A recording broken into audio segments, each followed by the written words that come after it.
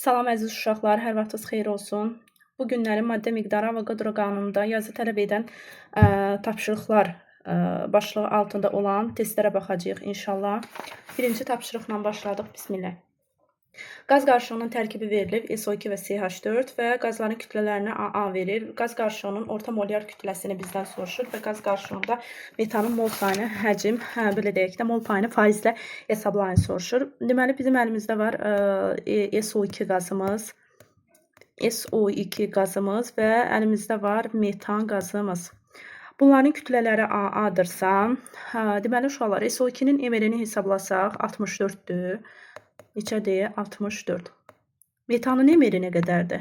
16-dır. Bunları əgər bizə eyni kütlədə verirsə, hər ikisinə AA verir. Deməli, biz necə eləyə bilərik uşaqlar? Bunları hansı mol nisbətində götürsək, bunların kütlələri bərabər olar. Belə olarmı onda? SO2-ni x mol götürsək, kütləsi olacaq nə qədər? 64x. CH4-ü isə 4x mol götürsək, bunu da vurarıq 16-ya, o da eləyər neçə x? 64x. Kütlələr bərabər oldu mu? Bəli. Davam edirik və bu qaz qarışığının bizdən orta molyar kütləsini soruşur, yəni M ortanı. M ortanın mollar bilindikdə müəyyən bir düsturu var ki, M orta bərabərdir nü1 M1. Birinci qazın molunu vurursunuz onun molyar kütləsinə, daha sonra ikinci qazın molunu vurursunuz onun molyar kütləsinə, bölürsünüz mollar cəminə. Yəni nü1 plus nə şəklində yazacağıq? Nü2 şəklində yazacağıq. İndi buradan yazsaq, M orta bərabərdir. Birinci qazımızın, belə deyək də, mol miqdarı x-dir. Vuram onun kütləsi 64-də. Üzərinə gəlirəm. İkinci qazım 4x moldur. Kütləsi 16-dır. Bölürəm mollar cəminə.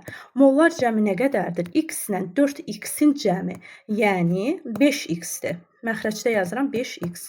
Buradan da M ortanı hesablasaq, rahatlıqla 25,6 taparıq. Qaz qarışığının orta molyar kütləsini bizdən soruşdu, bu 1-dir. Yəni ki, M orta nə qədərdir? 25,6. Və qaz qarışığında metanın mol payını hesablayın. Mol payı da ki, belə deyək də, omega bərabərdir.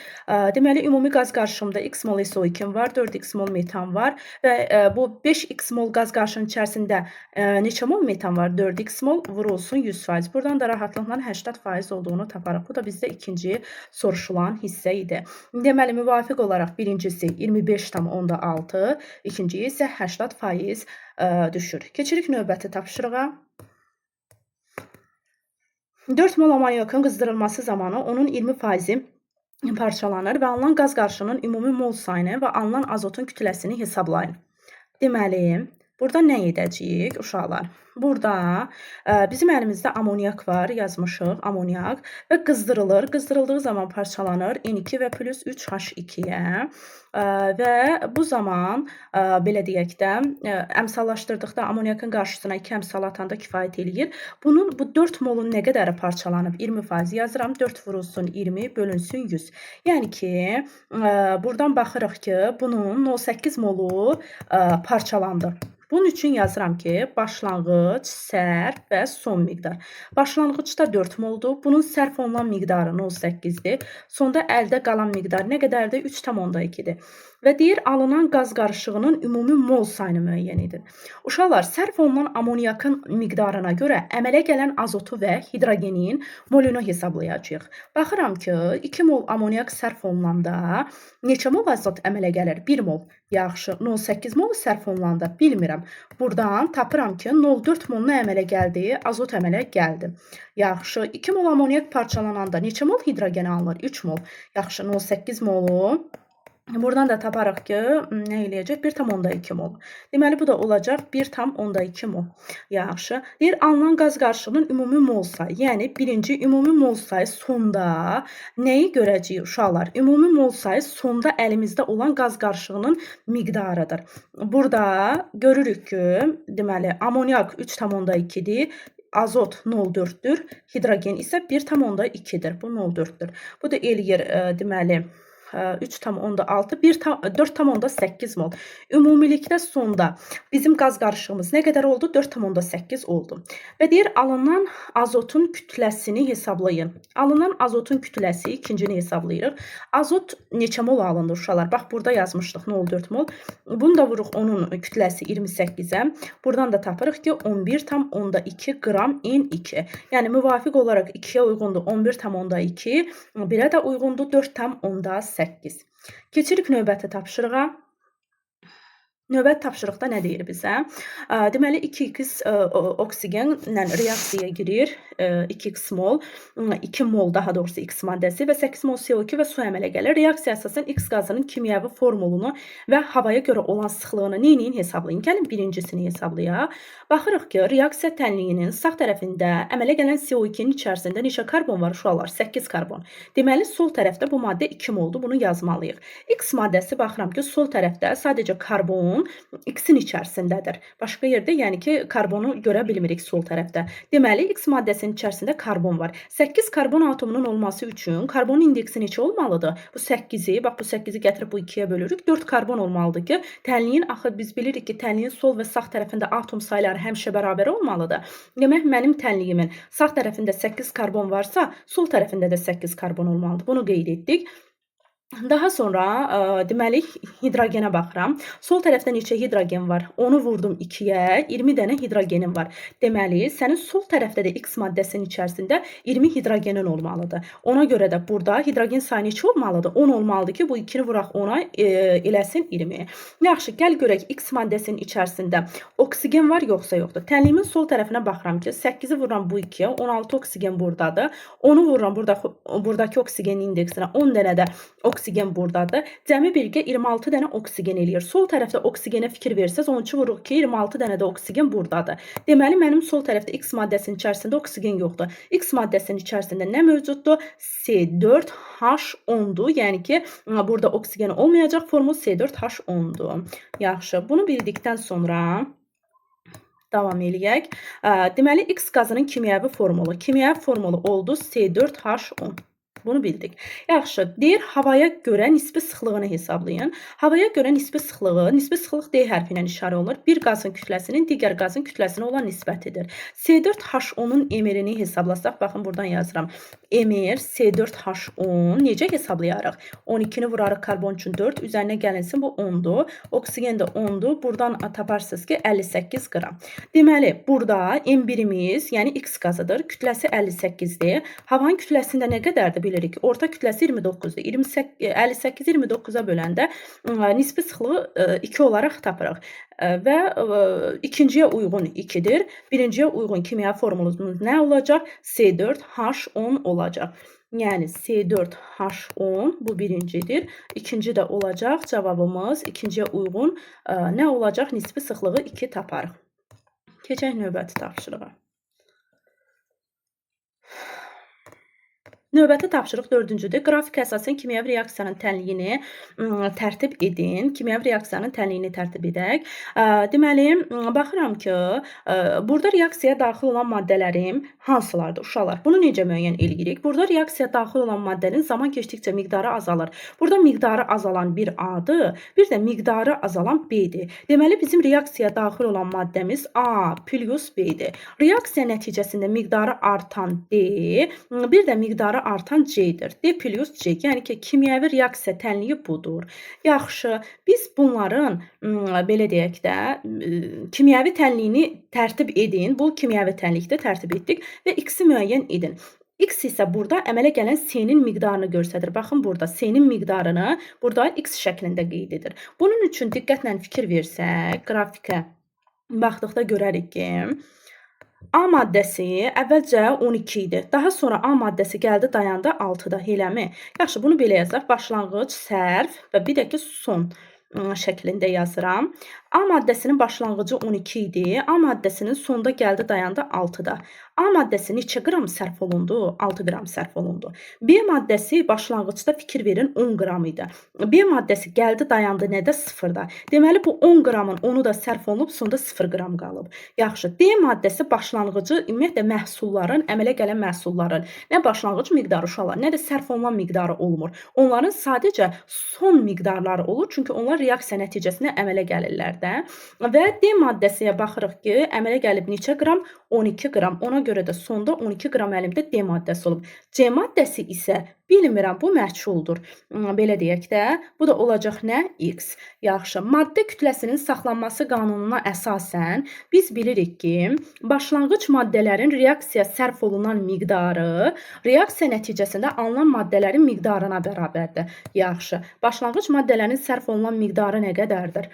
6 qram A maddəsi, 10 qram B maddəsidir və D maddəsi neçə qram əmələ gəlib? 12. C maddəsini bilmirəm, buna da yazıram X. Yaxşı, biz nə qeyd etdik? Biz qeyd etdik ki, başlanğıc maddələrin sərf olunan miqdarına əsasən A maddəsindən 6 qram, B maddəsindən 10 qram sərf olundu. Reaksiya nəticəsində 12 qram D əmələ gəldi. Bir də ki, C-də X-dir. Buradan C-ni asanlıqla 4 qram şəklində taparıq. Baxın, maddə kütləsinin saxlanması qanunu bəzən uşaqlar çaşır. Elə bilirlər ki, reaksiya, belə deyim də, başlanğıc maddələrin miqdarı məhsulun miqdarına bərabərdir. Xeyr, başlanğıc maddə müəyyən miqdarda götürülər. O miqdarın ola bilər ki, hamısı sərf olunmasın. Onun üçün qeyd edirik ki, başlanğıc maddələrin sərf olunan miqdarına əsasən reaksiya məhsullarının miqdarını müəyyən etmək mümkündür. Deməli, bizim birincisi olacaq nə? Bax, reaksiya tənliyi, bax, burada yazmışam, budur. Reaksiya tənliyi A plus B alınır D plus C. İkinciyə uyğun da ki, bizdən, belə deyim də, X-i müəyyən et deyir. X-i də biz nə tapdıq? 4 şəklində tapdıq. Ümidvaram ki, başa düşdünüz. Nə isə başa düşməsəz yazıb soruşarsınız. Keçirik 5-ci tapşırığa. 5-ci tapşırıqda bizə qeyd edir ki, X qazının molyar kütləsini və qaz qarışığının orta molyar kütləsini müəyyən edin. Buradan yeri açacağım. Deməli, baxıram ki, qarışığın tərkibi NO2-dən ibarətdir, qeyd etdim. Və bir də qarışığın tərkibi X-dən ibarətdir. Qazların kütlələrini NO2-ni 9,2 verir. NO2-nin emirini biz hesablasaq, MNO2-ni biz hesablasaq, asanlıqla 46 qram taparıq. Azot 14, oksigen 32-dir, bu 46 qramdır.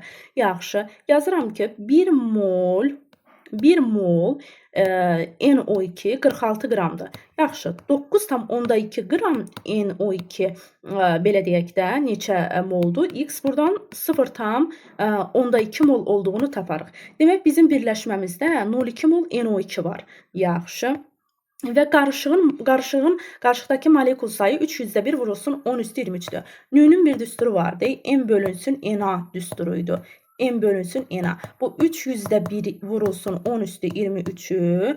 NA 6/2 vurulsun 10 üstü 23'e böləndə. Buradan 0,5 mol tapırıq. Deməli, bizim bu iki qarışığımız 0,5 mol olmalıdır, eləmi?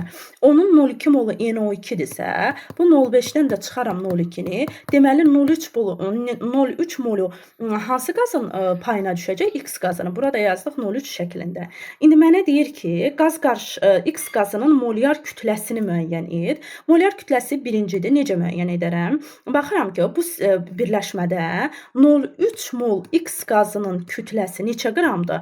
4,8 qramdır. Yaxşı, biz molyar kütləni 1 mola görə müəyyən edək. 1 molu da nəyə bərabərdir? Onun molyar kütləsini M-nə. M-i də buradan 16 qram şəklində taparıq. Demək, bizim birinci şərtə uyğun cavab 16-dır. Daha sonra deyir ki, qarışığın orta molyar kütləsini müəyyən edin. Yenə də yazıram ki, M orta bərabərdir.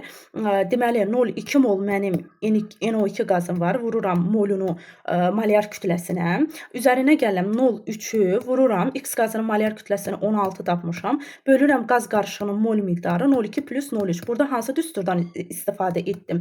Molyar kütlə bərabərdir. Nəyə uşaqlar? Nü1 M1, birinci qazın mol miqdarını molyar kütləsinə vururam, plus ikinci qazın NÜ2 M2 bölünsün məxrəcdə də NÜ1 plus NÜ2-dir. Buradan asanlıqla taparıq ki, qaz qarışığının orta molyar kütləsi 28-dir. Bu da bizə ikinciyə, belə deyim də, uyğun olan cavabdır. Daha sonra keçirik növbəti tapşırıq, 6-cı tapşırığa.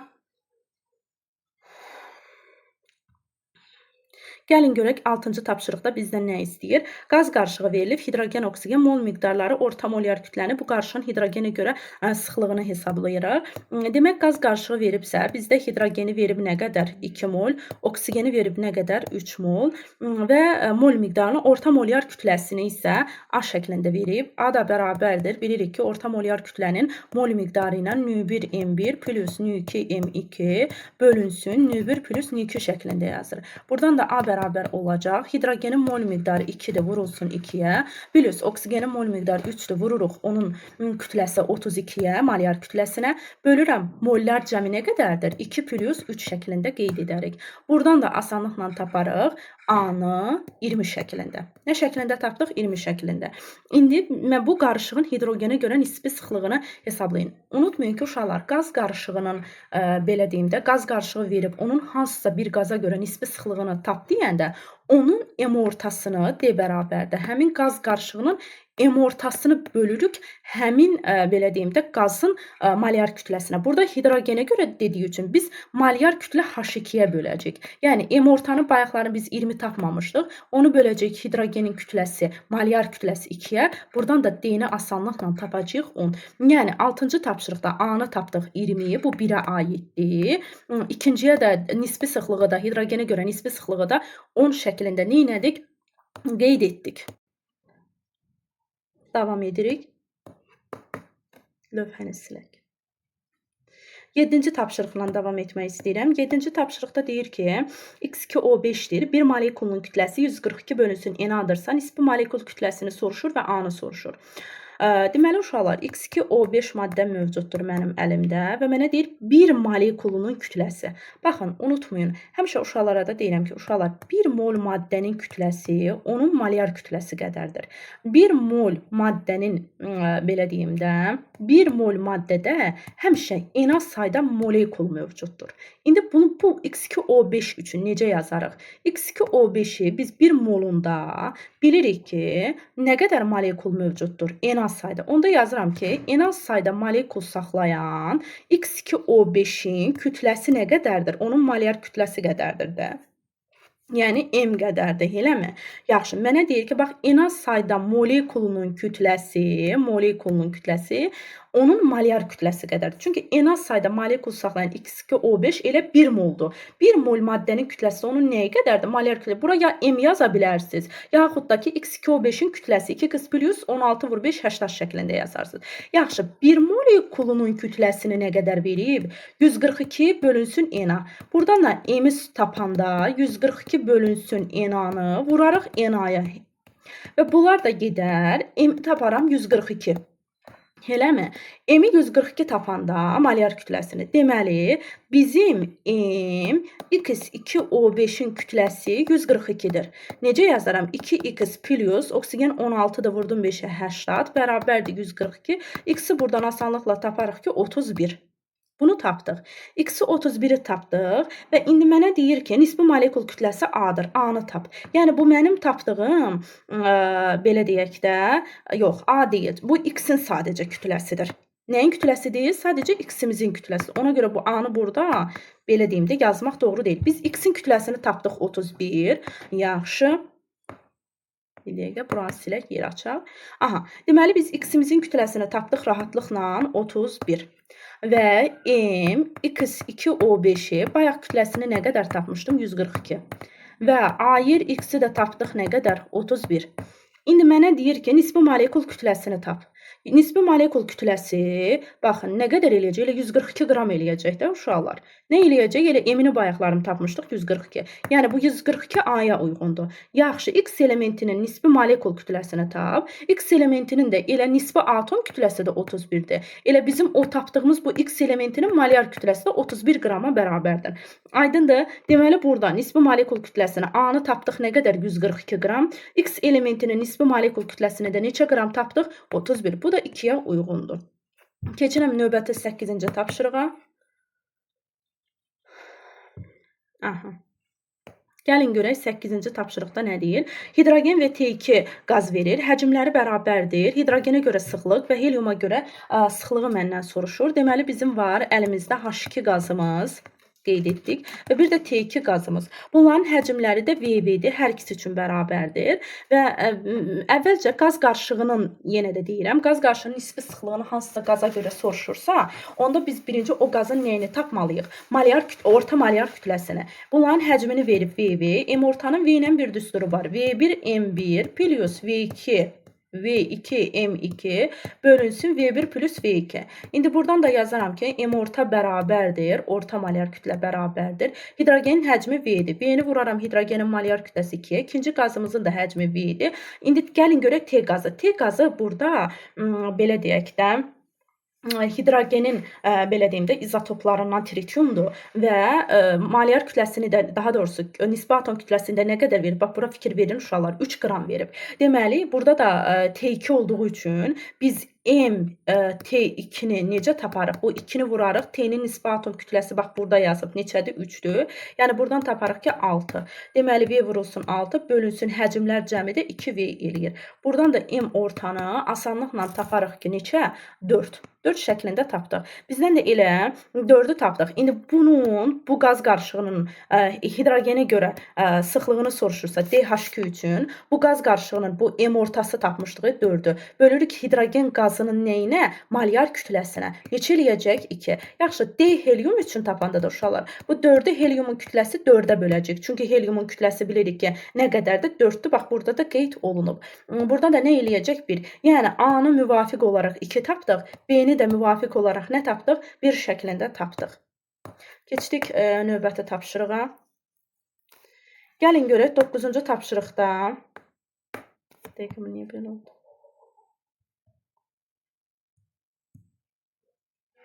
Aha. Gəlin görək 9-cu tapşırıqda bizə nə deyir? Qaz qarışığı verib, hidrogen və NH3. Bunların orta molyar kütləsini və bu qarışığın 1 moluna neçə mol metan əlavə olunmalıdır ki, alınan qarışığın orta molyar kütləsi 14 qram olsun. Aha. Demək, əlimizdə qaz qarışığımız mövcuddur. Bu qaz qarışığı hidrogen və amoniakdan ibarətdir. Hidrogen və amoniak yazdım. Və bunların proton sayını 26 Na, neytron sayını da 14 Na verir. Orta molyar kütləni deyir. Uşaqlar, H2 üçün belə deyək. Bilmirəm bunların molyar kütlələri, daha doğrusu mol miqdarları nə qədərdir. Hidrogenə A mol deyirəm, NH3 B mol deyirəm. Hidrogenin protonlarının sayı bilirik ki 1-dir. 2 hidrogen atom olduğu üçün proton sayını 2A şəklində qeyd eləyəcək. Çünki 1 hidrogenimin proton sayı 1-dirsə, H2-də proton sayı deyəndə o 1-i gətirib 2-yə vurmalıyıq uşaqlar. Sadə görsən, amma bəzən uşaqlar bunu çaşır deyə məsələni həll eləyə bilmir. NH3-də proton sayı nə qədərdir? Fikir verin. Azotda 7 dənədir, hidrogende də 1 dənədir. Eləmə. Azotun bax NH3-də proton sayını tapanda, azotumun proton sayı 7-dir. 7 üzərinə gəl. Hidrogende 1-dir. 3 hidrogen olduğu üçün üzərinə gəlsin 3. Neçə elədi? 10 elədi. Eləmə. Molu da B olduğu üçün olur 10B bərabərdir 26 şəklində yazacağım. Çünki burada protonu 26 verib. Neytron sayı bilirik ki, hidrogenin neytronu yoxdur. Birdən biri çıxsaq, yəni hidrogen üçün neytronu 0-dır. Burada neytron sadəcə azotda olacaq və azotda da neytron sayı 7-dir. Necə tapdıq? Azot 14 7-dir. Atom kütləsindən protonu çıxdıq. 7 neytronu var və həmin 7 dənə neytronu molunu da bilmədik üçün B-yə vururam ki, yəni molunu bilsəydim 7-yə vurardıq, rahatlıqla deyərdik. 7B bərabərdir nəyə? 14-ə. Buradan B-ni rahatlıqla taparsınız ki 2. Həmin bu tapdığım bu B-ni gətirib burada yerinə qoyacağım. 2A plus, deməli burada nə idi? 10B idi də. 10 vurulsun 2 bərabərdir 26. Buradan da A da bərabər olacaq 3-ə. Deməli A nəyə bərabər olacaq? Burada A bərabər oldu 3-ə. İndi A 3-dür, B də 2-dir. Deməli bu qazların müvafiq olaraq mollarını biz rahatlıqla tapdıq ki, hidrogen burada 3 moldur. Amoniak burada neçə moldu? 2 moldu. İndi deyir bu qarışığın orta molyar kütləsini müəyyən edin. Yəni M ortanı tapanda rahatlıqla 3 vur 2 nü1 M1 plus nü2 M2 düsturu ilə gedəcəyik. 2 vurulsun NH3 17-dir. Böləcəyik cəmi 5-ə. Buradan da M ortanı belə deyək də rahatlıqla tapacağıq ki 9-cu sualdan danışırdıq da. Bəli, M ortanı buradan tapırıq ki 8. M ortanı 8 tapdıq. Yəni ki, bu bizim belə deyim də, birinci bizdən soruşulandı. Yəni 1-ə nə tapdıq biz burada? 8. Keçirəm digərinə. Deyir, bu qarışığın 1 moluna neçə mol metan əlavə olunmalıdır ki, alınan qarışığın orta molyar kütləsi 14 qram bölünsün, mol olsun. Deməli, uşaqlar, bizim ümumilikdə neçə mol qaz qarışığımız var? 5 mol. Bu hissəni siləcəm. Bura daha mənə lazım deyil. Dəqiqə.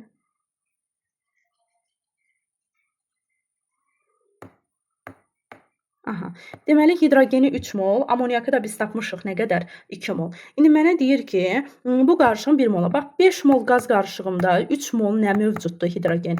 Yaxşı, mənə deyir bu qarışığın 1 moluna. 1 molunda nə qədər hidrogen olar? Buradan asanlıqla taparıq ki, 0,6 mol, deməli 1 mol götürsəydim bu qaz qarışığından, bunun içərisində 0,6 mol hidrogen olur. Yaxşı, 5 mol qaz qarışığında 2 mol amoniak var. 1 molunda nə qədər olacaq? Sözsüz ki, heç bunu tənasüblə deməsək, 1 molun 0,6 mol hidrogendirsə, yerdə qalan 0,4 molu da nəyin payına düşəcək? NH3-ün payına düşəcək.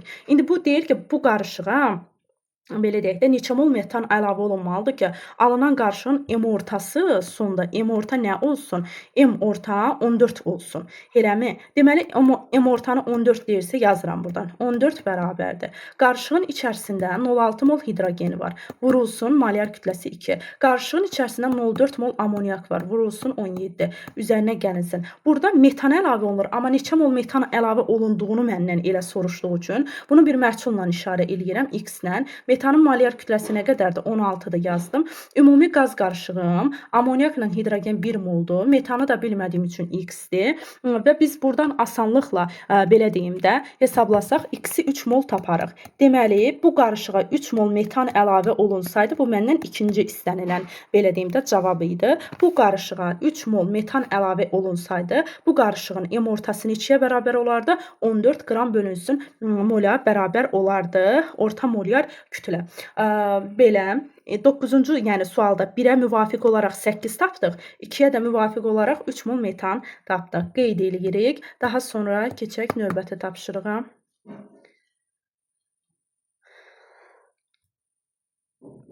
Növbəti tapşırıqda 10-cu tapşırıqdır. Zəif közərdilmiş çubuq verir və bir də X turşusu. X maddəsinin mislə reaksiya tənliyini yazın. Uşaqlar, bu turşu hansı turşudur? Bu turşu əlbəttə ki, nitrat turşudur. Çünki nitrat turşusuna zəif közərdilmiş çubuq salanda həmin çubuğun alışıb yanması prosesi baş verir. Deməli, burada söhbət nitrat turşusundan gedir. Özü qatı nitrat turşusunun təyini reaksiyalarından idi də, yadınızdadırsa. Deməli, mis qatı nitrat turşusu ilə reaksiya tənliyini məndən soruşur. Mis üzərinə gəlinsin HNO3 qatı. Qatı ilə reaksiyada pasiv metallar bilirik ki, müvafiq olaraq duzun alınması, NO2 qazının alınması və bir də suyun alınması prosesi baş verir. Burada baxırıq ki, ümumiyyətlə mən öz uşaqlarıma da həmişə abituriyentlərə keçəndə də biz oksidləşmə reduksiya reaksiyasının çox asan bir qaydası var. Bəzən uşaqlar yazır, aldıqları əmsalları bilmirlər ki, sola yazsınlar, sağa yazsınlar. Bunun bir dənə qaydası var. O qaydanı bildikdən sonra rahatlıqla əmsallaşdırmaq mümkündür. Baxıram, mis 0 oksidləşmə dərəcəsindən mis müsbət 2-yə gəldi. Yazıram, mis 0-dan mis müsbət 2-yə gəlirsə 2 elektron verdi. Daha sonra azot burada müsbət 5 oksidləşmə dərəcəsindən müsbət 4-ə gəlir. Çünki mis NO2-nin içərisində azot dəyişmədi. Çünki o nitrat turşusunun duzudur. Nitrat turşusunda azot hansı oksidləşmə dərəcəsini göstərirsə, duzunda da oksidləşmə dərəcəsini göstərəcək uşaqlar. Yəni burada da müsbət 5 olacaq. Aydındır? Ona görə də biz bu hissəni yazacağıq ki, azot müsbət 5-dən azot gəldi müsbət 4-ə. Oksidləşmə dərəcəsi azaldısa, deməli azot atomu elektron aldı. Yaxşı. Baxırıq, mis solda da, sağda da misə aid bir cür oksidləşmə dərəcəsi var. Yəni solda bir cür 0 göstərir, sağda da bir cür mis NO2-nin içərisində müsbət 2 göstərir. Əgər element atomu solda da, sağda da eyni oksidləşmə, bir cür oksidləşmə dərəcəsi göstərirsə, daha doğrusu, onda indeks onun solundan götürülür, əmsalı da sola yazılır. Misilin indeksi 1-dir deyə, daha 2 vurulsun 1 kimi yazmadım da. Yəni burada indeksi biz sola yazacağıq. Ancaq element atomu solda və yaxud da ki, sağda fərqli oksidləşmə dərəcəsi göstərərsə, daha çox fərqli oksidləşmə dərəcəsi hansı tərəfdə göstərirsə, indeks oradan götürəcəyik, əmsalı da ora yazacağıq. Bu nə deməkdir? Baxın, azot burada sadəcə bir cür oksidləşmə dərəcəsi göstərir, müsbət 5. Amma sağ tərəfdə isə həm müsbət göstərir uşaqlar, həm müsbət 4. Hansı tərəfdə fərqli oksidləşmə dərəcəsi daha çoxdur? Əlbəttə ki, sağda. Onda indeksini sən sağdan götürəcəksən, əmsalı sağa yazacaqsan. NO2-də azotun indeksi 1-dir deyə da 1 vur 1 yazmadım. Yəni ki, yenə də ifadənin qiyməti dəyişmir. Ona görə də rahatlıqla bildim ki, 2, 1, daha sonra çarpaz yeri dəyişib 1, 2. Daha mən çaşmayacağım ki, mən aldığım qiyməti sola yazım, yoxsa sağa. Burada qeyd etmişəm. Mis burada 1 yazacağım. Sağ tərəfdə də azotda, yəni NO2-nin qarşısına 2 yazacağım. Solda artıq mənim misim 1-dir deyə sağda da mis NO3-ün qarşısına 1 yazmalıyam ki, belə deyim də, artıq mis NO3-ün qarşısı tutulsun. Baxıram ki, mənim sağ tərəfdə azotum 2 azot mis NO2-nin içərisindədir. Belə deyək də 2 dənə də azot NO2-nin içərisindədir. Cəmi 4 dənə azotdur, eləmi? Mən gətirib onda HNO3-ün qarşısına 4 yazacağam. Hidrogenə baxıram ki, sol tərəfdə 4-dürsə, deməli sağ tərəfdə suyun qarşısındakı hidrogenin qarşısına neçə yazacağam? 2 yazacağım. Tənliyimin sol və sağ tərəfində atom saylarının düzgün sayda olduğunu ən sonda oksigenə əsasən biz müəyyən edəcəyik. Çünki mənim sol tərəfdə oksigenimin sayı neçədir? 4-ü vurdum 3-ə. 12 dənə oksigen var, eləmi? Sağ tərəfdə 3-ü vurdum 2-yə, 6 oksigen burada. 2-ni vurdum 2-yə, 4 oksigen burada. 2-ni vurdum 1-ə, 2 oksigen burada. Elə baxdım ki, solda da 12-dir, sağda da 12-dir, tənlik doğrudur. Deməli, burada birinci yeni reaksiya tənliyini yazdıq, əmsallaşdırdıq. İndi keçirəm növbətiyə. Məndən nə soruşulur?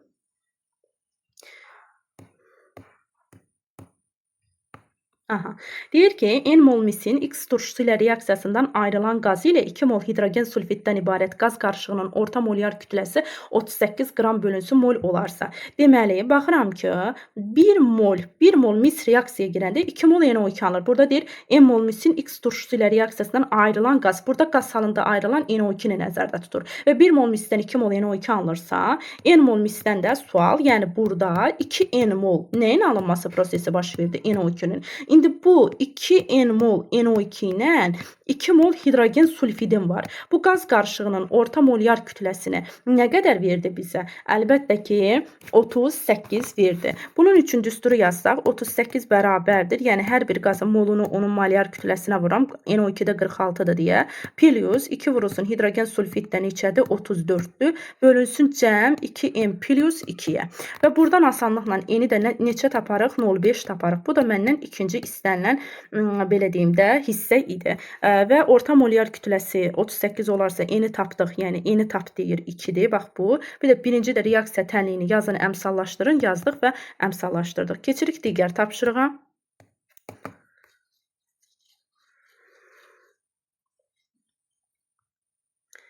Gəlin görək 11-ci tapşırıqda bizə nə deyir? X üzvü maddəsi verir. Mol miqdarı 0,2-dir. Elementlərin kütlələri bu 0,2 molun içərisində karbon, hidrogen və oksigeni verir. X maddəsinin nisbi molekul kütləsi 90 olarsa M-i hesablayın.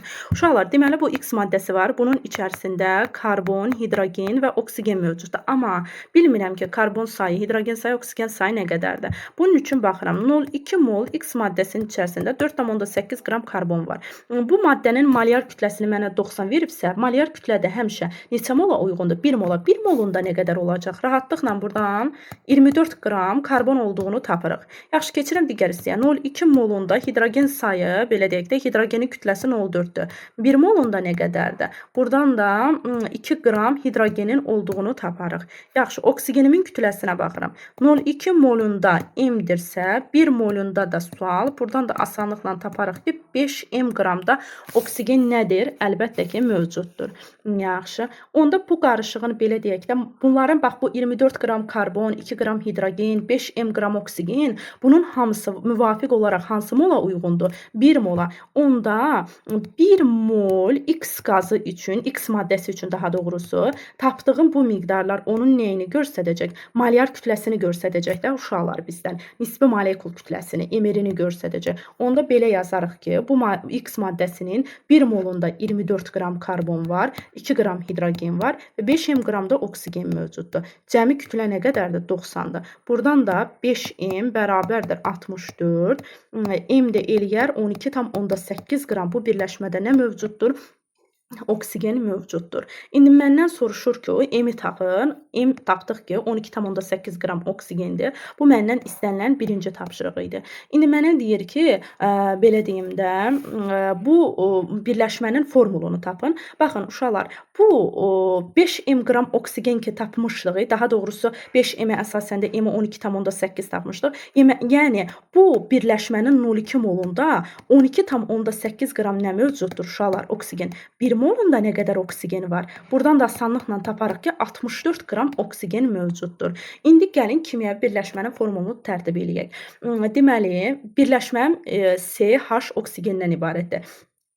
Birləşmədə nə qədər karbon gördüm? 24 qram karbon gördüm. 24 qram karbonun nisbi atom kütləsi 12-dir, eləmi? Karbonun 24 qram olması üçün burada indeksi 2 olmalıdır da uşaqlar. O nisbi atom kütləsi 12-ni 2-yə vuraq 24. Hidrogen isə neçə qramdır? 2 qramdır. Deməli elə hidrogen burada da formulda da nə olacaq? H2 şəklində olacaq. Çünki hidrogen nisbi atom kütləsi 1-dir. 1-i vurarıq 2-yə, rahatlıqla taparıq. Oksigen isə nə qədər tapdıq? 1 mol üçün 64 qram tapdıq. Yaxud da ki, bu 64 qram da nəyə uyğundur? 4-ə. Belə də tapa bilərsiniz. 24 karbonda bölərsiniz 12-yə nisbəti, hidrogen 2-də bölərsiniz 1-ə, belə deyək. Oksigen isə 64-dür, bölərsiniz 16-ya. Buradan tapar 2, buradan tapılar 2, burada tapılar 4. Yəni C2H2O4. Bu maddə hansı maddədir uşaqlar? C2H2O4 müvafiq olaraq oksalat turşusuna uyğun kimyəvi formuldur. Bunu qeyd etdik. Yəni X maddəsinin formulunu yazın. X maddəsinin formulu C2H2O4-dür. Yəni bu da oksalat turşusudur. Bu 1-ə uyğundur daha doğrusu. Yox, 2-yə uyğundur. 2-yə uyğundur. 1-ə uyğunu tapmışdıq. M-i soruşurdu bizdən. Baxın, burada yazmışdım. M-i soruşurdu. 12,8 qramdır. 2-yə də uyğun olan formul C2H2O4-dür. Bu da oksalat turşusudur. Keçirik 12-yə. Biraz lövhədə səliqəsiz yaza bilərəm, üzrlü sayın. Çünki mən belə onlayn formada elə çox işləyə bilmirəm. Mən çox əyani formada işləyirəm deyə. Ona görə buna da yəni ekranda səliqəsiz yazsam üzrlü sayın. Deməli, XSO4 M vurulsun H2 kristal hidratının 12,8% kükürt, 36% su vardır. X-in nisbi atom kütləsini və məndən eni soruşur. Bu formulu müəyyən etdik. Deməli, burada yazaq. Bir dəqiqə. Aha. Deməli, bizim əlimizdə var XSO4 vurulsun NH2O. Və burada kükürdümün faizi 12,8-dir. Gəlin kükürdün faizindən miqdarını tapaq. 12,8 bərabərdir. Birləşməm X-dir, bilmirəm. SO4-üm isə 32,64,96-dır. Plus NH2O-nun nisbi atom kütləsi 18-dir. Molunu bilmədiyim üçün 18 yazacağım. Kükürdün isə bu birləşmənin içərisində bax, bir dənə kükürd atomum var. O da 32 qramdır. Vurulsun 100 şəklində qeyd elədik. Daha sonra qeyd etdim və daha sonra buradan belə deyim də ixtisarım gedər. Yəni ki, bu bundan eləyəcək, belə deyək də 0,4 eləyəcək, 0,4 və buradan da 0,4 ilə də 100 getsə burada 250 eləyər. Deməli yazarıq ki, X plus belə deyək də nə eləyir? 96 plus 18 m bərabərdir 250. Bunu bu şəkildə burada saxlayıram. Sonra keçirim digər hissəyə və deyir ki, burada 36% su var. Su varsa da yenə də yazacağım ki, X plus 96 plus 18 m. Suyu bilmədiyim üçün 18 m vurulsun 100 şəklində yazaram. Bu 2, bundan da bu 50. Yazarıq ki, buradan X plus 96 plus 18 m bərabərdir. Deməli, buradan 50 tapdıq da 50 nəyə? 50 enə qeyd eləyərik və daha sonra 50 en şəklində burada qeyd edəcəyik. Daha sonra enləri bu üzə keçirdikdə burada olacaq 32 n bərabərdir X plus 96-ya. Yəni, buradan X-i də rahatlıqla taparıq ki, 32 n minus 96. Bax, burada tapdığım bu 32 n minus 96-nı, uşaqlar, bax, gətirib burada yerinə qoyacağım. Yazıram ki, X-in yerinə 32 n minus 96. Burada plus 96 var da, plus 18 n bərabərdir 250 n-ə. Bu 96 ilə bu gedəcək. 32 n-dən də 18 eləyəcək 50 n bərabərdir 250-yə. N-i də buradan rahatlıqla taparıq 5. Eni 5 tapdıq. Bizdən eni soruşur. Bir dəqiqə. Aha, eni soruşur. Eni tapdıq 5. Eni və deyir ki, X-in nisbi atom kütləsini, X-in nisbi atom kütləsini hesablayın. X-in nisbi atom kütləsini, X-in nisbi atom kütləsini hesablayın. Buradan da X-i bax burada qeyd etmişdim də uşaqlar. X də bərabərdir 32 vurulsun. Enimiz neçədir? 5 çıxılsın 96.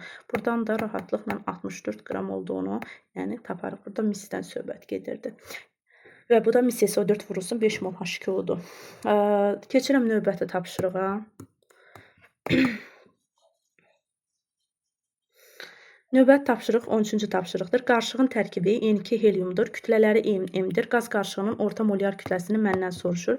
Yazıram N2 və əlimdə helyum var. Baxın, azotun kütləsi 28-dir. Helyumun kütləsi 4-dür. Mənə bunun kütlələrini M verirsə, mən azotu məsələn deyirəm, belə deyək də, A mol götürürəmsə, helyumu 7 A mol götürməliyəm ki, bu A-nı vursam 28-ə, eləsin 28A. Bu 7 A-nı helyumun kütləsi 4-ə vursam 28 A eləyəcək, bərabər olacaq. Yəni bunlar bunu demək istəyir bizə.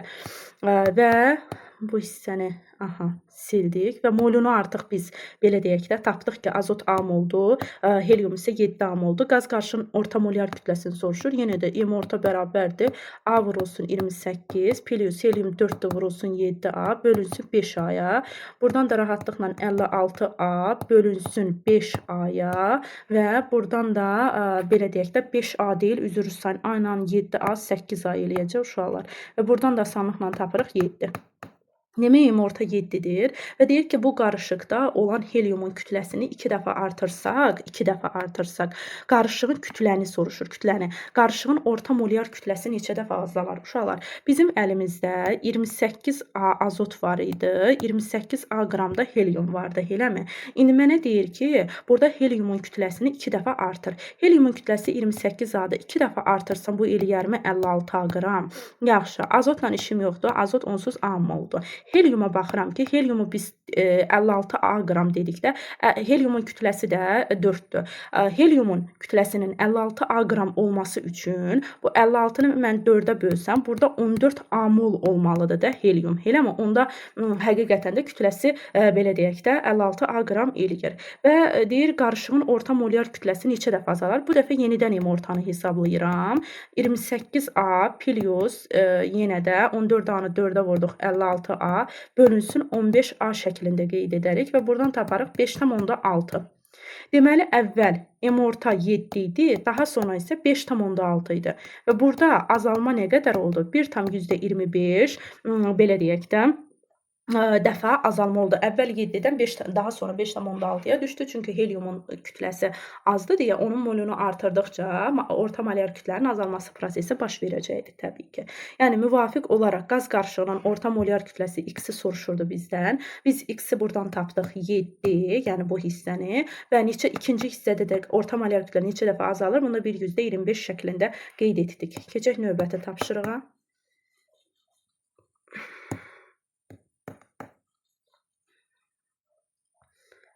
Belə bir tapşırıq verilib bizə. X3 N2-dir. Kütləsini verib yazırıq. X3 N2-dir. Sonra kalsium CO3 verib. Kütlələrin M verir və atom sayını 10 ena. Deməli, bunda da 10 ena sayda atom var. Burada da 10 ena sayda atom var. Uşaqlar, qayda qanunla fikir versəz görərsiniz ki, 3X, 2-dəki azot atomunun indeksidir, sayı, cəmi. Bu X3 N2-nin 1 molunda 5 mol atom var. Yaxud 5 ena sayda nə mövcuddur? Atom. Bu neçə molə uyğundur? 1 mol X3N2-də, belə deyək də, maddəsində, daha doğrusu, atom sayı nə qədərdir? 5 ena. Mənə də 10 ena verdiyi üçün, bax, 1 molunda 5 ena sayda atom var. 10 ena sayda atom olması üçün bu birləşmə neçə mol olmalıdır? Rahatlıqla taparıq ki, 2 mol olmalıdır. Deməli, X3N2-ni 2 mol verib bizə. Yenə də keçirəm kalsium CO3-də də atom sayını 10 ena verib. Baxıram ki, kalsium CO3-də kalsium 1-dir, karbon 1-dir, oksigen də nədir? 3-dür, eləmi? Deməli, bu maddənin 1 molunda cəmi 5 ena sayda atom mövcuddur. Yaxşı, 10 ena sayda atom olması üçün bu birləşmə neçə mol olmalıdır? Əlbəttə ki, 2 mol olmalıdır. Deməli, kalsium CO3-də 2 mol götürürük. Və bunların kütlələrini də M bərabər verdiyi üçün biz rahatlıqla yazarıq ki, belə deyək də, 2 vurulsun. X3N2-nin molar kütləsini necə taparıq? X-in molar kütləsi məlum deyil deyə, onun indeksi 3 vururuq X-ə, plus azot da nə qədərdir? 28-dir. Bərabər eləyirik. Kalsium CO3-ün molar kütləsi, bax, M kalsium CO3-ün ml-ni hesablasaq 100 qram eləyir. Burada da neçə moldur? 2 moldur deyə, bu da eləyəcək 100 vurulsun 2 şəklində. Bu 2-lər getdi.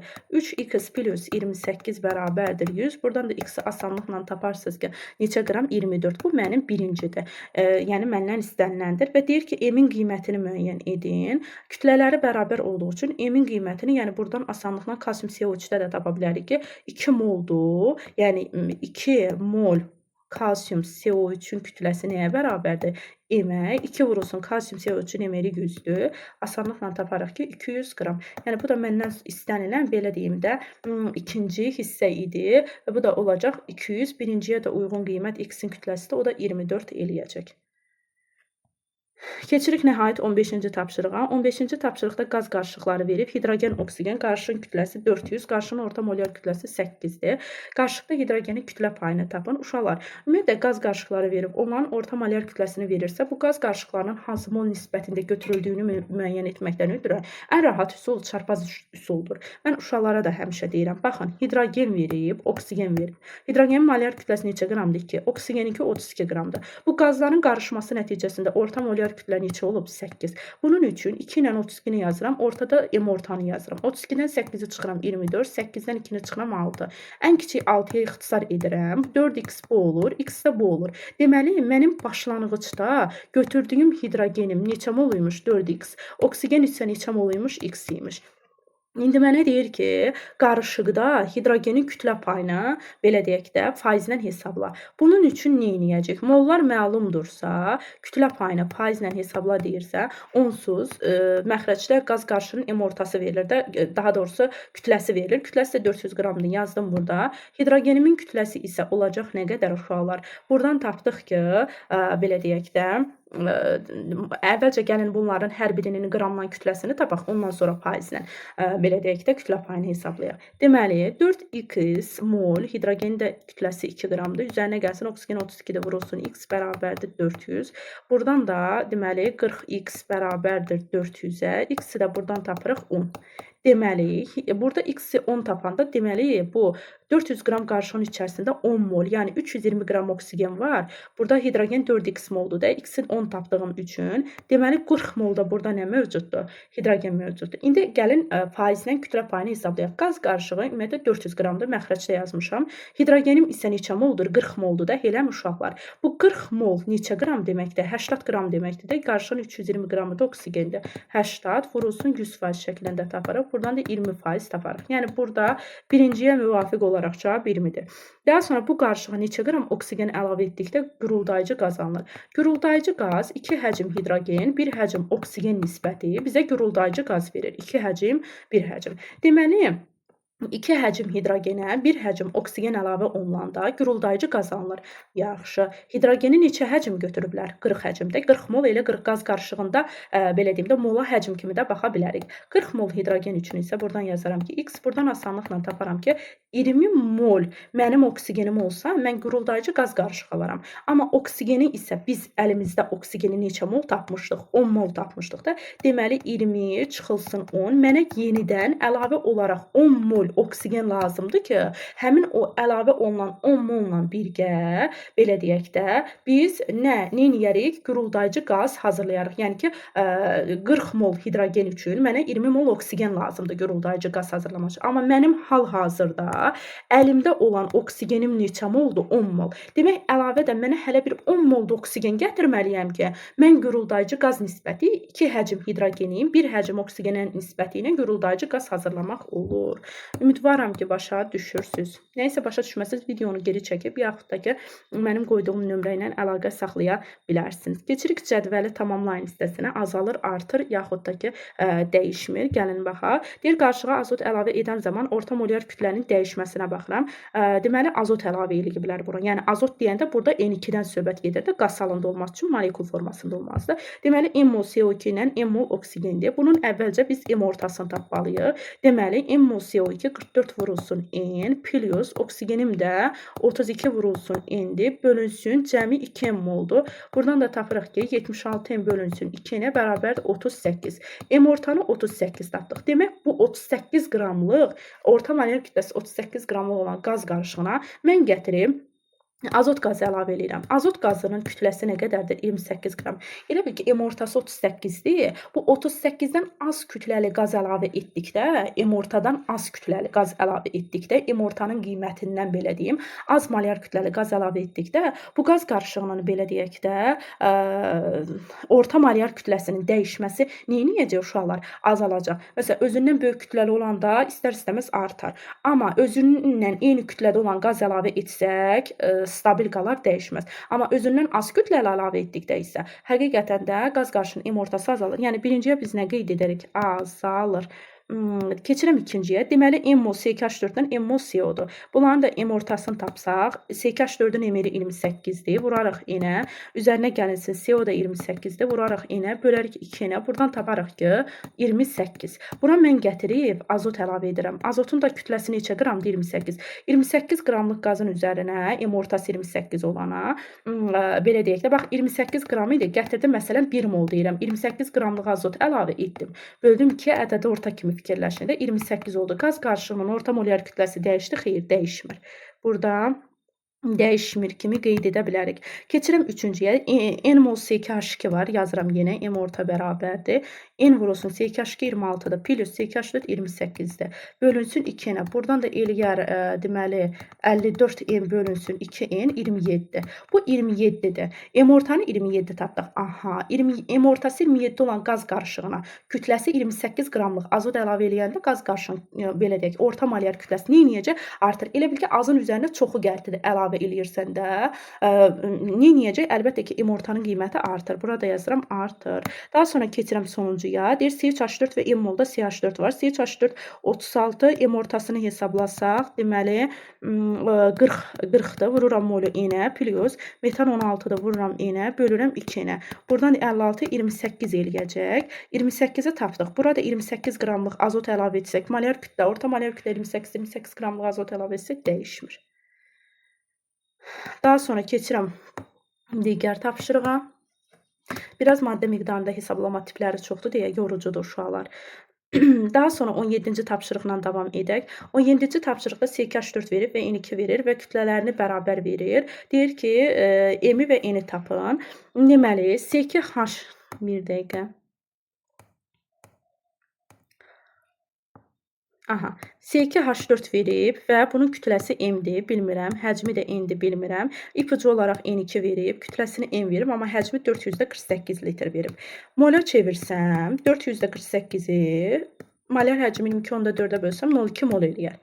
Baxıram ki, N2 qazıdır da, burada N2-dən söhbət gedir.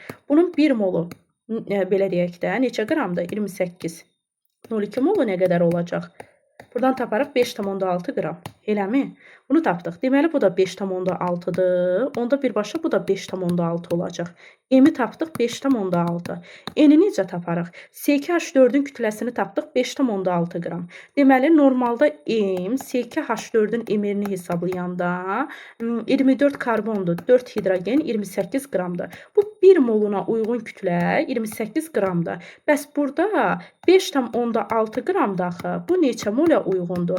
Bunu da taparsınız ki, rahat 0,2 mola uyğundur. Bunun həcmini də soruşduğu üçün, bunu da vurarsınız 22/4-ə, oradan taparsınız 448. Heç belə yazmasaz da olar, yəni bu da 448-dir. Bunların onsuz da bu da 28 qramdır, bu da 28 qramdırsa, azot üçün 28 qrama 448-sə, SK4 də 28 qramdır. Belə deyim də 5,6 qramdır. Ona da uyğun da yenə nə olacaq? Əlbəttə ki, olacaq 448 litr. Yəni ki, burada N-i 448 tapacağıq. M-i isə biz burada nə şəklində tapdıq? Əlbəttə ki, 5,6 şəkildə tapdıq. Davam edirik. 18-ci tapşırıqla davam edirik. Deyir, qaz qarışığı verib, C2H4 qarışığın kütləsini və molekul sayını verir. Orta molyar kütləni X-dir. Qaz qarışığına etilen həcm payını bizdən soruşur. Uşaqlar, deməli bizim əlimizdə var C2H4 etilen qazımız, C2H6 etan qazımız mövcuddur. Bu qarışığın birgə kütləsi 14,4 qramdır. Qarışıqdakı molekulların ümumi sayı isə 0,5 enadır. Baxın, 0,5 ena mənə deyirsə, deməli bu qaz qarışığının molü da nə qədərdir? 0,5 moldur. Çünki ena ilə mol eyni anlayış deməkdir. Yəni ki, eyni bir qapıya çıxır. Məsələn, deyirəm ki, 1 mol maddədə nə qədər molekul mövcuddur? Deyirsən ki, ena sayda. Əgər 0,5 molekuldursa, belə deyək də, qaz qarışığında molekulların ümumsa, deməli bu qaz qarışığının da ümumi molu nə qədərdir? 0,5 moldur. C2H4-ünü bilmirəm, A mol deyirəm. Buna C2H6-ya B mol deyirəm. A plus B-nin cəmi mənə verəcək 0,5. Kütləsini 14 verib, 14,4 verir. C2H4-ün emiri 28-dir. Molü A olduğu üçün kütləsini moluna vuraram. Üzərinə gələrəm. C2H6-nın molunu B götürmüşdük. Kütləsi 30-dur. Bərabər eləyərək 14,4-ə. Buradan A da bərabər olar. A bərabər olar. 0,5 çıxılsın B şəklində. Bunu buradan götürdük. Sonra gətirib burada yerinə qoyacaq. 28, 0,5. Bax, buradakı A-nı əvəz eləyirəm. Minus B plus 30B bərabərdir 14,4-ə. Buradan rahatlıqla hesablayarıq ki, bizim B-miz olacaq 0,2. Burada A-nı da yazmışdıq axı. A da bərabər olacaq. Bax, buradan yazıram. 0,5 çıxılsın 0,2 bərabərdir 0,3. A-nı nə qədər tapdıq? Onu da tapdıq 0,3. Bunları bildik. İndi mənə deyir ki, qarışığın orta molyar kütləsini hesablayın. Qarışığın orta molyar kütləsi M orta bərabərdir. Mollar verilibsə rahatdır. Deməli, A nədir? A-nı baxın buradan yazmışam. Bu C2H4-dür. A, yəni C2H4 0,3 moldur. 0,2 B-dir. O da C2H6-dır. Hər birinin molunu 0,3 vururam 28-ə. Üzərinə gələm 0,2-ni vururam. C2H6 30 qramdır. Bölürəm cəmi 0,5-ə. Buradan da rahatlıqla M ortanı taparıq ki, biz 28,8 qram. Bunu tapdıq. Bizdən də dediyim qədər, bəli, bunu M ortanı burada, yəni ki, X-dir, bu birincidir, 28,8-dir. Daha sonra isə burada etilenin həcm payını, fisini soruşur. Fi də etilen üçün, C2H4 üçün yazaram ki, ümumi mol miqdarı nə idi? A-nı 0,3 tapdım, B-ni 0,2, ümumi mol 0,5 idi. Yazıram burada. O 0,5 molun içərisində etilen, yəni C2H4 neçə moldur? Bax, buradan yazmışıq 0,3-dür. Burası 100%, buradan da rahat 60% şəklində qeyd eləyə bilərik. Deməli, burada da oldu 60%, ikinciyə uyğundur. Birinci də ki, orta molyar kütlə idi. O da 28,8 şəklində qeyd etdik. Keçirik növbəti tapşırığa. Növbəti tapşırıqda isə bizə verir ki, belə deyim də, qapalı qabda eyni mol miqdarında CO və oksigen götürülür və reaksiya nəticəsində maddələrdən biri tam reaksiyaya girir. Gəlin baxaq. Deməli, belə deyək, CO var, oksigen arasında baş verən reaksiya. CO oksigenlə reaksiyaya girdikdə bizim CO2 qazını əmələ gətirir. Sol tərəfdə CO-nun qarşısına 2, sağ tərəfdə CO2-nin qarşısına 2 əmsalını yazmaqla bərabərləşdirmək olar. Bunların başlanğıcda, belə deyək də, qeyd edirik ki, molları eyni molda götürülüb. Burada kənarda yazıram CO, oksigen. Əmsalına uyğun olaraq bunu da 2 mol götürəcəm. Bunu da 2 mol götürəcəm. Və mənə deyir ki, bunlardan biri axıra qədər sərf olur. Başlanğıc, sərf və son şəklində yazıram. Həmişə sizə də məsləhətim belə yazmağınızdır. Onda heç vaxt çaşmayasınız. Başlanğıcda CO-nu 2A verib, oksigeni də 2A verib və deyir biri tam reaksiyaya gedir. Bunun üçün mən həmişə uşaqlara deyirəm. Bizə verilən molları ki, eyni mol dediyi üçün 2A, 2A götürmürsünüz. A da götürə bilərsiniz, fərqi yoxdur. Sadəcə CO-nun qarşısına 2 var deyə mən rahat bölüm deyə onun üçün 2A, 2A götürdüm. Bu başlanğıc maddələrin molları verildi. Sən bilmək istəyirsən ki, başlanğıc maddənin hansı axıra qədər sərf olunur? Onun üçün qəti həyəcanlanma ki, görəsən mən bunu necə eləyirəm. O verilən mollara, bax, CO-da 2A deyil.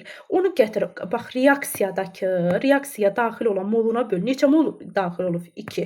Neçə elədi? A elədi. Oksigen neçə mol daxil olub? 1A.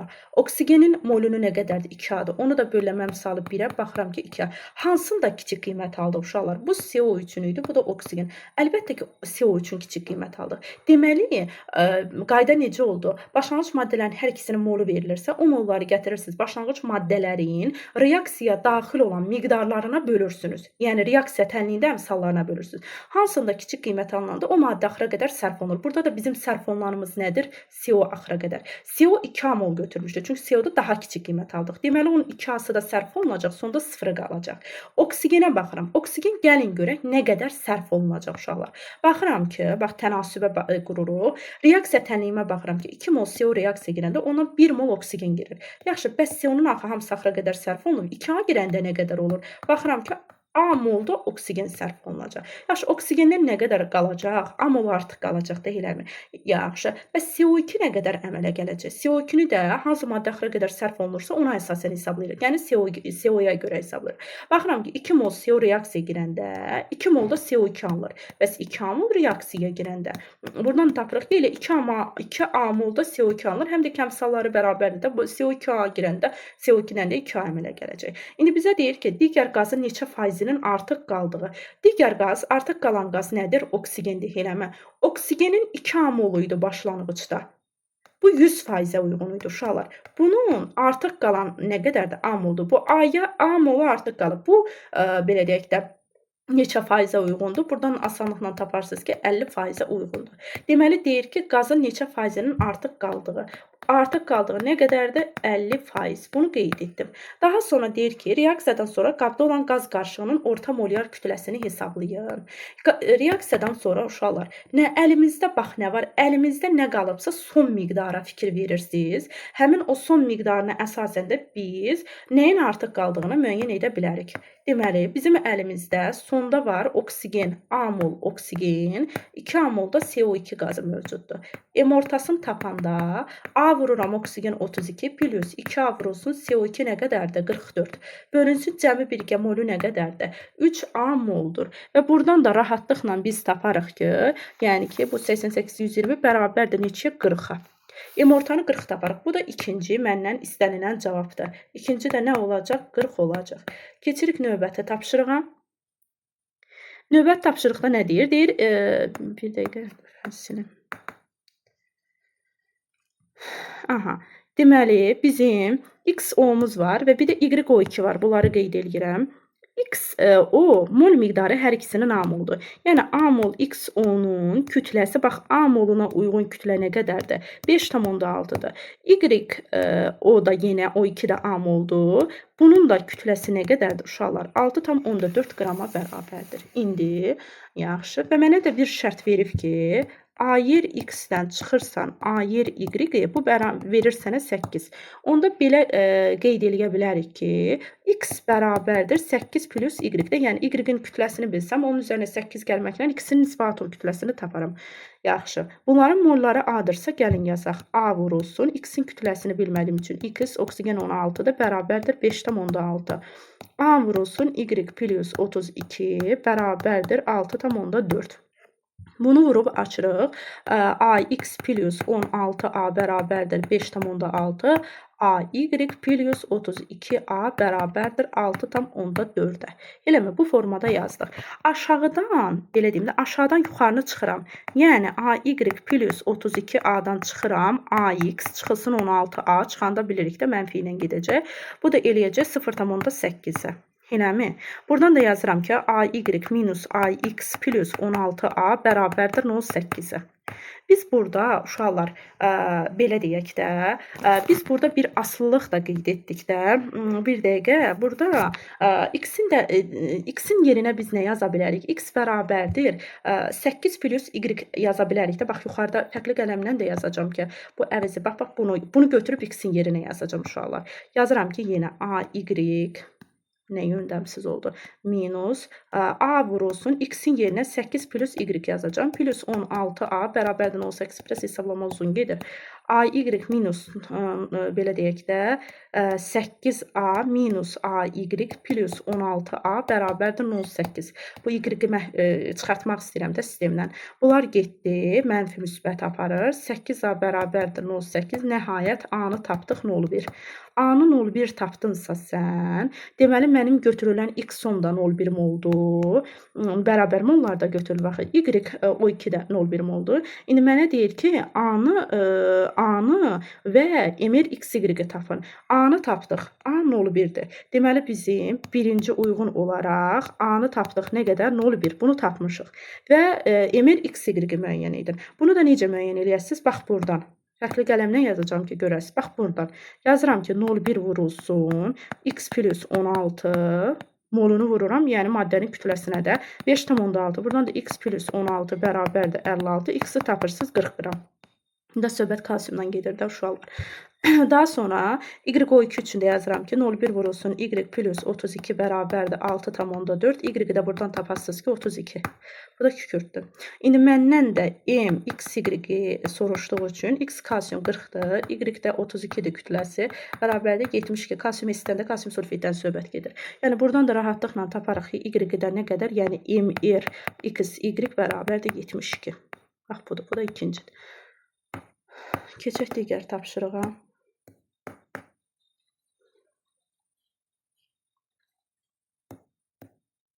Aha. Keçirik oksidin nisbi molekul kütləsi, hidridin nisbi molekul kütləsi, qələmi metalın peroksidini və hidroksidinin molyar kütlələrini hesablayın. Uşaqlar, qələmi metal deyirsə, uşaq çaşır, deyir, görəsə mən formulu necə müəyyən edim. Qələmi metallar 1A yarım qrup metallardır. Lityumdur, natriumdur, kalium, rubidium, sezium və s. Bunlar qələmi metallardır. Bunlar birvalentli metal olduğu üçün onun oksidi deyəndə, bax, yazıram XO. Bu birvalentlidir. Oksigen də ekvivalentlidir. Yerini çarpaz yaz X2O. Hidridi XH-dır. Çünki X də birvalentli, hidrogen də birvalentli. Formula ilə XH şəklində yazılır. Bunun oksidinin kütləsi 2x plus 16-dır. Bunun hidridinin kütləsi x plus 1-dir. Və A bölünsün B-ni mənə 235 verib. Yəni, belə deyək də, bu bizim A-mızdır, 2x plus 16. Bu isə bizim B-mizdir. Yəni, 2x plus 16-nı bölsəm, x plus 1-ə bərabər eləyər 235. Eləmi? Biz də buradan rahatlıqla belə deyim, x-i taparıq ki, 39. Burada söhbət molyar kütləsi, nisbi atom kütləsi 39 olan kaliumdan söhbət gedəcək. İndi mənə həmin qələmi metalın peroksidi, yəni peroksidi deyirsə, sözsüz ki, bu nə olacaq? Peroksidini səndən soruşursa, X2O2 bunun peroksididir, eləmi? Bunun üçün də rahatlıqla taparsan ki, 39 vurulsun 2 plus 32 bərabərdir 110. Bu oldu belə. Bu səndən birinci hissələndir. İkinci isə hidroksidi. Hidroksidi deyəndə XOH. Çünki X birvalentlidir, onsuz bilirəm. Biz OH-ı da bilirik ki, birvalentli kimi götürürük. Birlə bir yerini çarpaz dəyişəndə dəyişmədiyi üçün XOH-da. X-in kütləsi 39, oksigenin kütləsi 16, hidrogen də 1-dir. Buradan da rahatlıqla taparıq ki, 56 qram. Bu 39-dan kaliumdur da. Bu da məndən istənilən ikincidir. Nəhayət uşaqlar, 22-ci sualla yekunlaşırıq. Silin bir dəqiqə. Gəlin görək, 22-ci tapşırıqda nə deyir? Deməli, bizim əlimizdə var C3H8-imiz, əla, CO2 və bir də CO maddəsi. Qarışığın kütləsini verib ki, M 2,8-dir. Ümumi kütlə isə 20,4-dür. Yaxşı. Ümumi kütləsi 20-dir. Bu M-dir, C3H8-dir, yəni propandır. CO2 M qramdır, CO isə 2,8-dir. Bərabərdir 20,4-də. Buradan da rahatlıqla biz belə deyək də taparıq ki, 2M bərabərdir 17,6. M-i də taparıq ki, biz buradan 8,8. Deməli, mənim birləşməmdə bu M-ləri silsəm, deməli, mənim birləşməmdə 8,8 qram C3H8 var. 8,8 qram CO2, 2,8 qram da CO-dan ibarətdir. İndi deyir, qarışığın ümumi həcmini litrlə hesabla. Uşaqlar, litrlə qram dediyi üçün, bax, C3H8-i 8,8 qram veribdir, eləmi? Bax, M C3H8 ki var, bunun kütləsini hesablayanda 44 qram eləyir. 44 qram bölünsün moldur da molyar kütləsi. Yəni, 12 karbonda vurdum 3-ə 36, üzərinə 8 gəldim 44. M, belə deyək də, CO2-ni də hesablasaz, karbon 12, oksigen də 32-dir, bu da eləyəcək 44 qram bölünsün mol.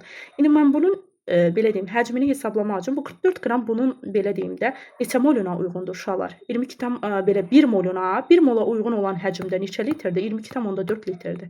Yaxşı. Bəs Bir dəqiqə bu hissəni silim, tənasib vurduq daha. Yaxşı. Yaxşı. Bunun biz nə qədər verdi? 8,8 üçün də x verdi. Bununla bu 0,2 eləyər. Buradan asanlıqla C3H8-i taparsınız ki, nə qədər uşaqlar? 4,48 litr. Eləmi? Mənə deyir ki, ümumi həcmini litrlə hesabla. Deməli, burada 4,48 litr sənin C3H8-in var. Bax, CO2-nin də bayaqların molyar kütləsini 44 qram bölünsün mol tapdım da. Deməli, elə onun da həcmi 448 litr olacaqdır uşaqlar. Çünki qramları bərabərdir. CO isə 2,8-dir. MCO-nu hesablasaq 12 karbon 16 oksigen bu 28 qram bölünsün moldur. Eləmi? Bunun 22,4 litri 1 moluna uyğundur. 1 mola uyğun kütlə molyar kütlədir. 28 qramdır. Bəs 2,8-ə uyğun həcm nə qədərdir? X buradan da asanlıqla taparsınız ki 2,24 litr.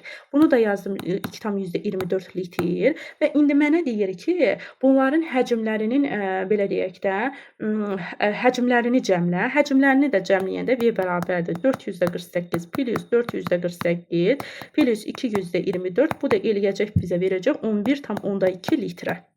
Və bu məndən birinci istəniləndir. Bunu burada haşiyə aldım, saxladım. İndi deyir, qarışığa artıq miqdarda oksigenlə yanmasından sonra qabda neçə mol karbon dioksid olar?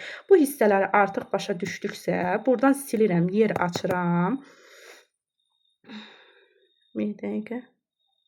Aha. Yazıram. Deməli, mənə deyir ki, qarışığın artıq miqdarda oksigendə yanmasından bu maddələrin içərisində C3H8 əlbəttə ki, oksigendə yanacaq və deyir ki, qabda neçə mol karbon dioksid olur? Deməli, karbon sayı 3-dürsə, əmələ gələn CO2-nin əmsalı 3 olacaq və digərləri məni maraqlandırmayacaq. Deməli, bu 4,48 litr idi də, eləmi? Yəni 8,8 qram. Bunun sizcə molu nə qədər olar uşaqlar? Gəlin, baxaq. Bunu da nü də bərabərdir. V bölünsün VM-lə. Biz 448-i bölsə 22,4-ə taparıq ki, 0,2 mol. Deməli, bu 0,2 moldur. Yenə bu da 448-dirsə, qramları da bərabərdirsə, bu da 0,2 moldur. CO üçün isə 22,4 litr tapmışdıq. Bu da 2,8 qram idi. Baxdıq ki, bayaqlarım CO-nun emerini nə qədər tapmışdıq? MCO-nun emerini tapmışdıq 28 qram, eləmi? Və həcmi nə qədər tapdıq? 2,24 litr. Molunu tapanda 2,24-ü də böldüm 22,4-ə tapdıq ki, 0,1 mol. Deməli, mənim sistemimdə 0,1 molda CO var.